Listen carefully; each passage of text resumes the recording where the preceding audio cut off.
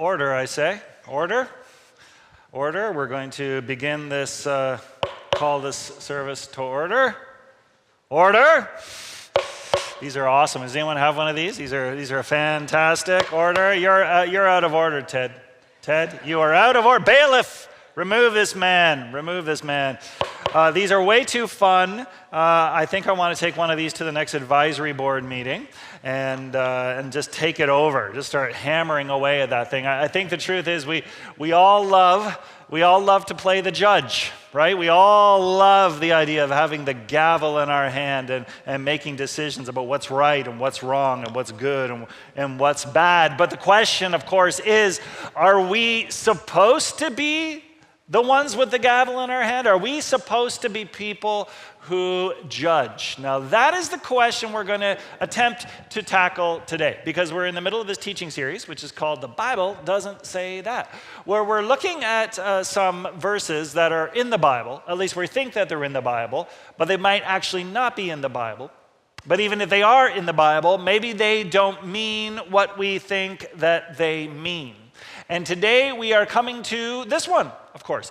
Don't judge. Just about everybody believes, assumes, and knows that the Bible says don't judge. And it's not just that we think the Bible says that, but we like to say that too. We live in a culture where we're always saying, don't judge me, you can't judge me.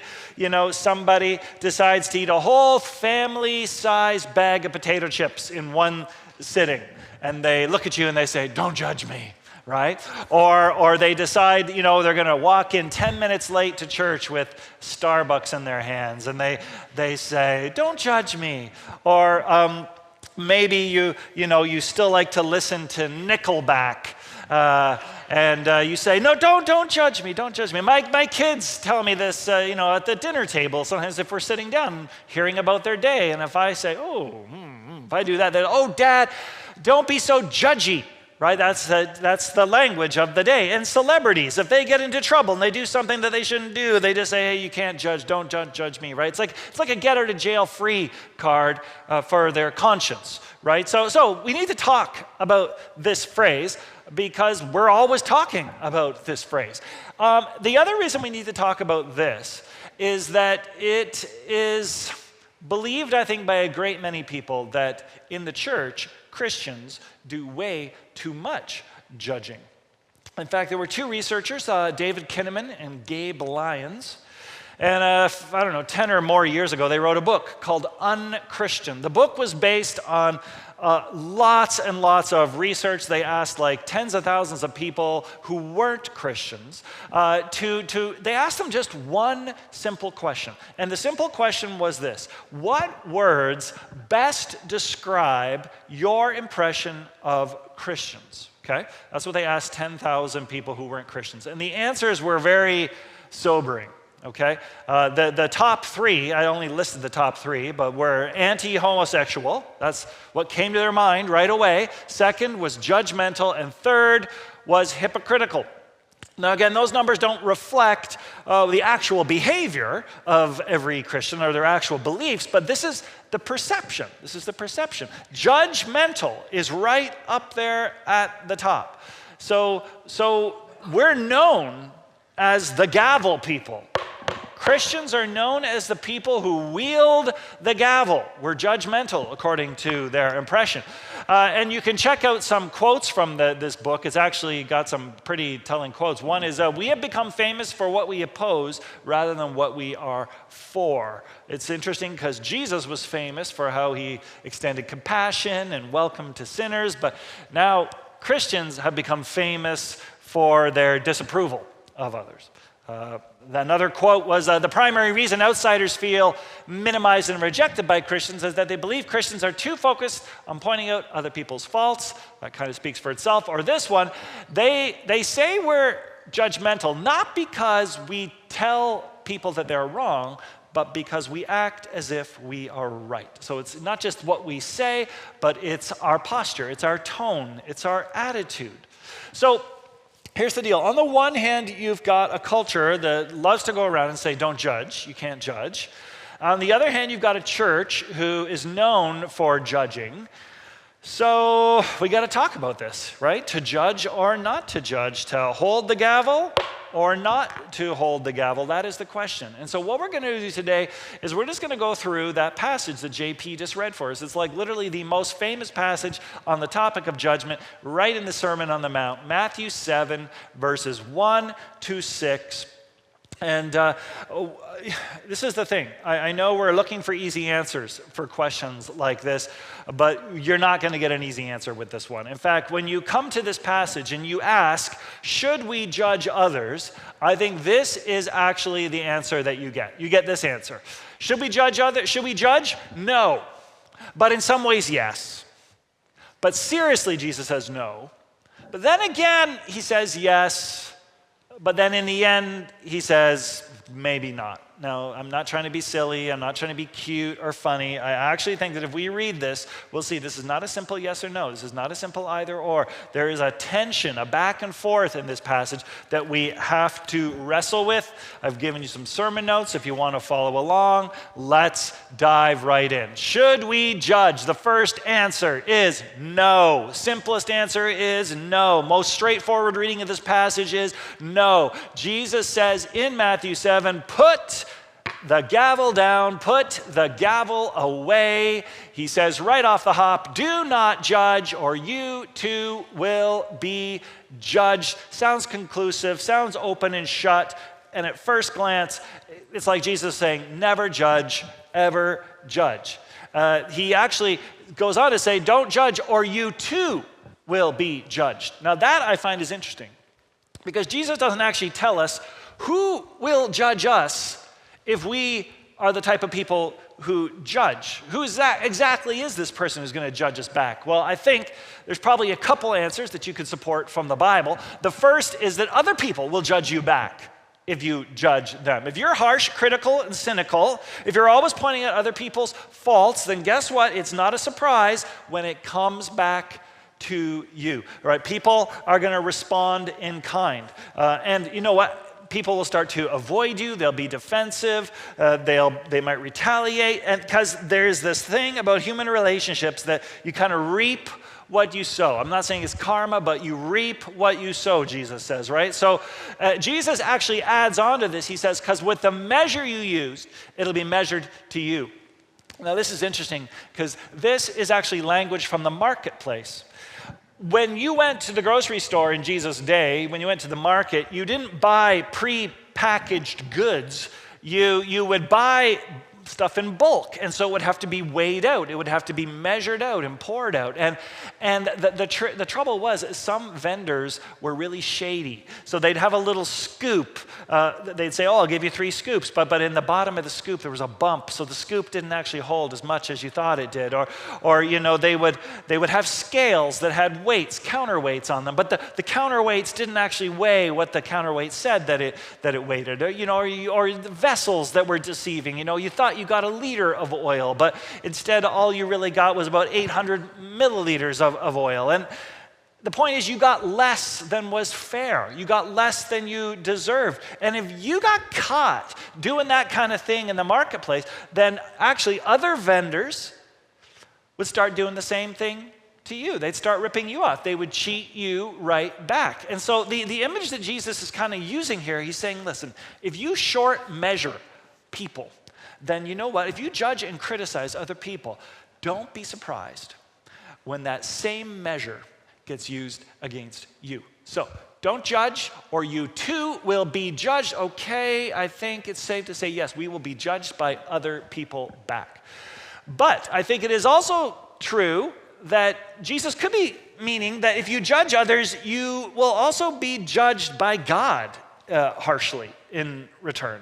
So Paul seems to say stuff like this in some of his letters. He says, you then, why do you bother to judge your brother or sister? Or why do you treat them with contempt? For we will all stand before God's judgment seat. As if to say, like, listen, If you're going to be real harsh on the people around you and treat people around you with contempt, you better be worried when you step before God's judgment seat, because God will judge you back with the measure that you judged. Is that where it's going? Therefore judge nothing before the appointed time, Paul says. Wait until the Lord comes. Judging is his job. That's Paul's point here. You don't know someone's whole story. You don't know what's going on in their lives. You see their actions, sure, but you don't see their motives, right? Only the final judge, the real judge, God, can make those kind of judgments about a person. So you put the gavel away. It's not your gavel. It's God's gavel. God is the one who gets to judge.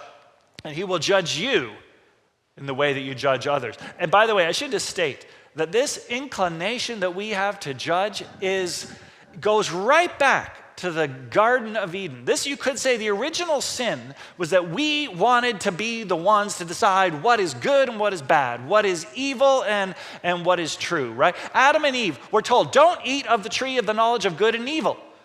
But they couldn't resist. They wanted to be the ones to know what was good and evil and to decide what was good and evil and to make those decisions. And so whenever we judge others, it's the same temptation that happened to Adam and Eve. We're trying to play God. We're trying to do God's job. So there you go. It should be an open and shut case. Should we judge? No. Jesus says no.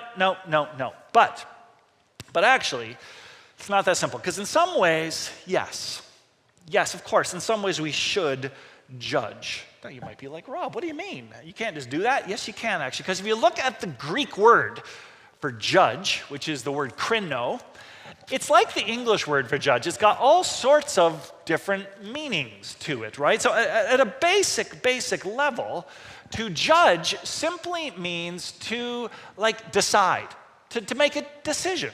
Right? To look at two options, there's this and this, which one will I choose? And to choose one is to krino. That is to decide, right? So let's give you a few examples. If you had to choose between chocolate ice cream or vanilla ice cream, how many would choose chocolate? How many would choose vanilla? All right, you just judged. You guys are so judgy, right? Or how about this one? You're trying to replace your phone. Are you going to go with an iPhone or an Android? How many say iPhone? How many say Android? Trevino, you're not even answering. Come on, what's going on? All right, get in there. This is supposed to be interactive, right? So yeah, you guys are so judgy. You're always making these judgments. You're krinoing all the time. That's what judging is. It's just making a decision. I'll give you another one. Dogs or cats? What do you think about this one? How many say dogs? Hey, how many say cats? Yeah, so you got to make a good judgment. Some of you have impaired judgment, apparently. But see, we're always making these judgments. And this kind of judging, Jesus is not saying, don't judge, don't be a thinking person. No. I mean, there's a way we're supposed to judge, to decide things. Then, of course, there is the way to understand a judge is just like a judge. Like when you're watching TV and there's these people on stage and they're singing and they're dancing and they're throwing flaming batons and there's this group of people that are staring at them and what are these people? They're judges, right? So they're trying to decide. Do we give them the golden buzzer? Do we pass them? Do we fail them? Do we say yes? Do we say no? Or you go maybe to the Aaron Fall Fair, and at the Fall Fair there's this guy in a ball cap, and he's taking these tastes of these butter tarts, and he's making notes in a little piece of paper. Oh, this one's flaky. This one's burnt. This one is the winner. He's a judge. He's judging. Or of course, everybody's favorite judge has got to be Judge Judy, right? My favorite Judge Judy line is, "Don't pee on my leg and tell me it's raining." Isn't that great, right? Now, she's actually a judge. She's a judge, and we need judges to exact justice and to have a society that works. My point is, I'm just trying to say, this word krino to judge has all these different meanings. It's not always bad. And in fact, sometimes judging is really, really important. In fact, in the Bible, judging is often associated with discerning, making a wise and careful decision about something going on in your life. It's the same Greek word.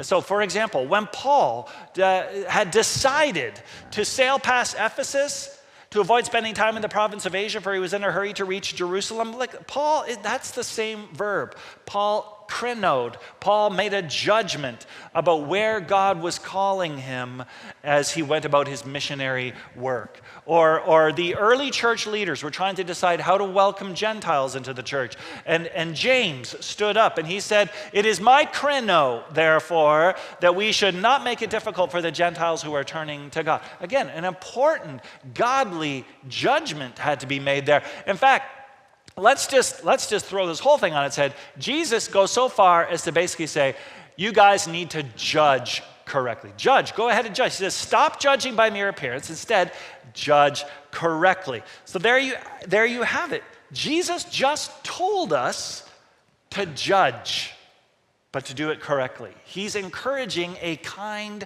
of judgment, right? But do it wisely. So that's why I said that to judge can also mean just to discern, to do the right thing. And actually, as followers of Jesus, we need to be very discerning. As we grow in our discipleship, as we grow in our following of Jesus, we have to be able to judge between what is good and what is bad, and what is true and what is evil, and what is better and what is best. Jesus wants us to grow that way by krenoing, by judging wisely. Okay, so should we judge? No. That's Jesus' first word. But in some ways, yes, we have to learn how to discern between good and bad. But he's not done. Because then Jesus says, actually though, seriously, no, you should not judge. And what Jesus is saying is he is talking about a certain type of judgment that we must never do. This is the type of judgment that makes people look at Christians and hate the way that they act. Because what he is talking about is not good discernment or wise decision making. No. He is talking about self-righteous condemnation. That is serious, and that is a serious no-no. Whenever we claim a position of superiority and we make a decision about someone based on their actions or based on their appearances, or even we make a decision on where they stand before God, often judging them way more harshly than we would ever judge ourselves. Jesus says, no. Seriously, no. That type of judging is off limits. And to get his point across, Jesus has this absurd sense of humor. He tells this little parable. Okay, he says, "Why do you look at a speck of dust in your brother's eye and pay no attention to the plank in your own eye?" Some translations would say beam in your own eye, or log in your own eye. How can you say to your brother, "Let me take the speck out of your eye," when all the time there is a plank in your own eye? Jesus says, don't you dare try to do microsurgery with tweezers on your brother's eye when you have got a 2x4 sticking out of your face, right? This is silly. It's exaggerated. It's funny. But don't laugh it off, because there are two things in here. The implications are huge, okay? Here's the first implication.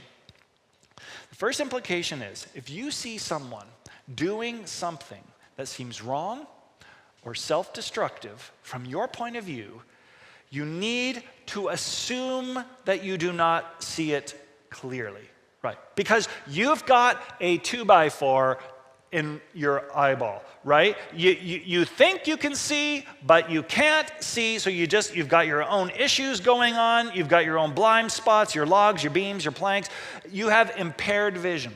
You might be able to see their behavior, you might be able to see what they're doing, but you cannot see their motives. And human beings are really, really complex creatures. So Jesus says, here's what happens. Just assume you're missing something. Oh, you see someone and they look like they're doing something destructive, just assume you saw it wrong, you're seeing it wrong, that your vision is distorted, right? That should be your first thought. That's normally not our first thought. Our first thought is condemnation. Our first thought should be, I must not be seeing this right? That's what Jesus is saying through this parable. You've got a log in your eye. You can't possibly be seeing this right. That should be your first assumption. Your second assumption, though, is even maybe more convicting. You have to assume not just that you can't see properly, but you have to assume actually that your own problems are bigger than theirs. I mean, look at Jesus' language. There is a speck in your neighbor's eye, but you have a 2x4 in your eye. Who has the bigger problem? You do. Right? He doesn't say you both have logs in your eyes. He doesn't say you both have specks in your eyes. He says this deliberate reversal. You are the one with the bigger problem. That totally flips your feeling about judgment. It means that if I am ever tempted to judge someone, I should actually start by assuming they are doing way better than I am doing. And that the issues and the sins in my life are actually way worse than in theirs. In other words, we are not called to condemn. We're called to deal with our own plank first. Right? We're not called to prosecute people's faults. We're called to do the hard work we have to do and humble ourselves to deal with this thing that's in my life, this thing that's in my eye, right? Start with yourself. Do honest, hard reflection, because it is only when you recognize the depth of your own need and your own need for grace that you will actually stop swinging the gavel and you will instead start reaching for the cross, right? That's a huge shift in thinking. So let's go back. So should we judge? No. But in some ways, yes, we have to be discerning as we grow as followers of Jesus. But seriously though, no condemnation, no self-righteousness is allowed. You think that would be the end of it, but it's actually not the end of it, because Jesus kind of continues to say, but then again, yes, there is a time, there is a place for you to still speak truth into the life of one of your brothers or sisters if you think that their decisions are harmful, if you think the decisions they're making are misguided. Let's just go back to the reading. Did Jesus say we should never say anything to someone else? Let's read it together. Is that what he said? No. He said, first, take the plank out of your own eye, and then you will see clearly to remove the speck from your brother's eye.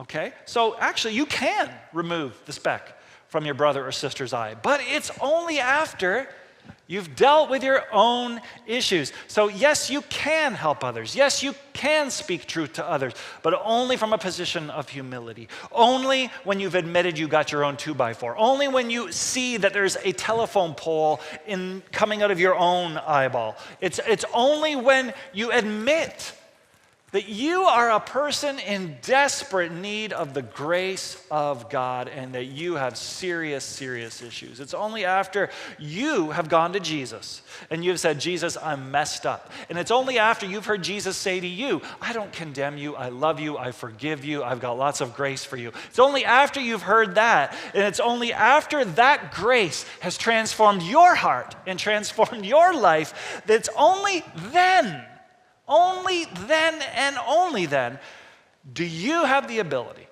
to go to another person and say with the same grace and the same compassion that Jesus just showed to you, friend, I need to talk to you about something. I'm worried about you. Can we have a conversation? That's the only way it can be done.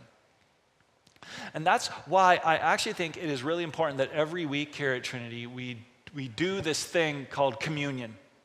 Because when you come forward to communion, do you know what you're saying? You are not saying, I'm better than anybody else, or I've lived a more holy life than anyone else. No, all of us come to communion basically admitting I'm guilty as charged, right? I've got a plank in my eye. I have blown my life. My life is totally a mess. I cannot live my life. In fact, my life is so shot that I actually need somebody else to live my life for me. I need Jesus. I need the grace of Jesus.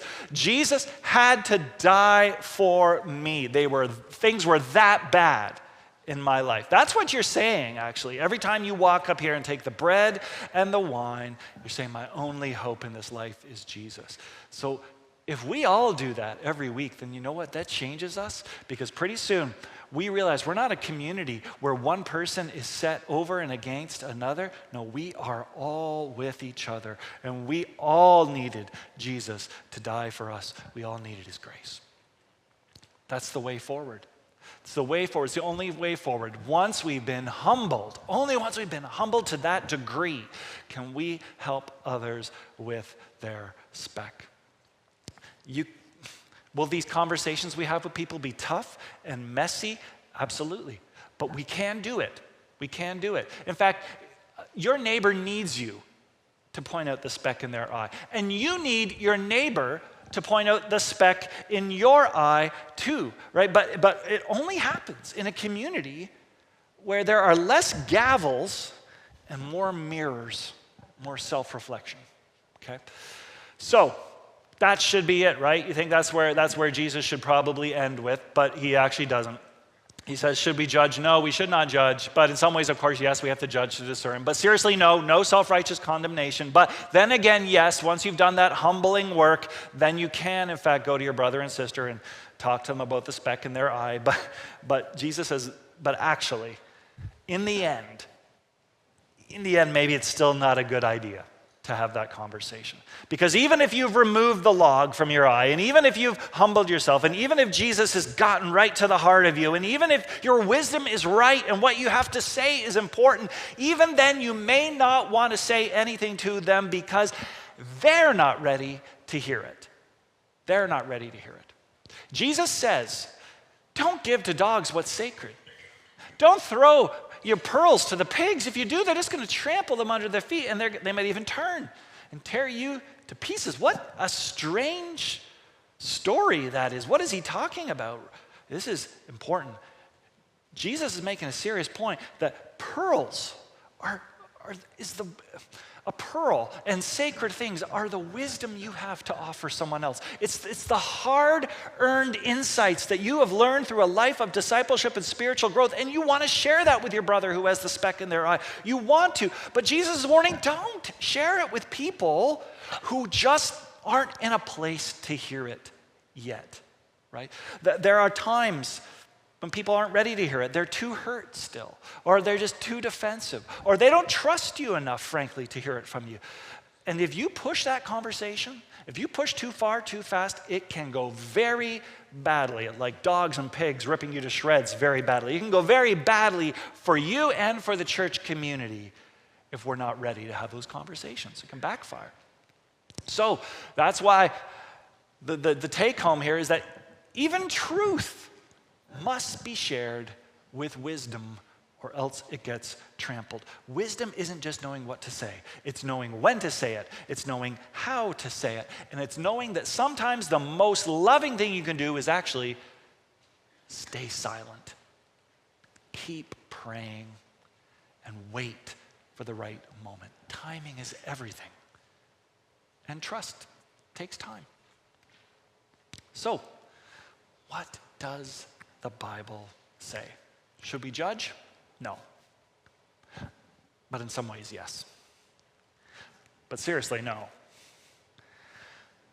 But then again, yes. But in the end, maybe not. And somehow, if we as a church can learn to live out that messy, complicated, tensioned way of life, then it will be messy, but it'll also be beautiful. It'll be beautiful. And maybe then the world will actually start to see Christians not as judgmental people, but as gracious people, and as good people, and as people who reflect Jesus himself. So thanks be to God. Amen.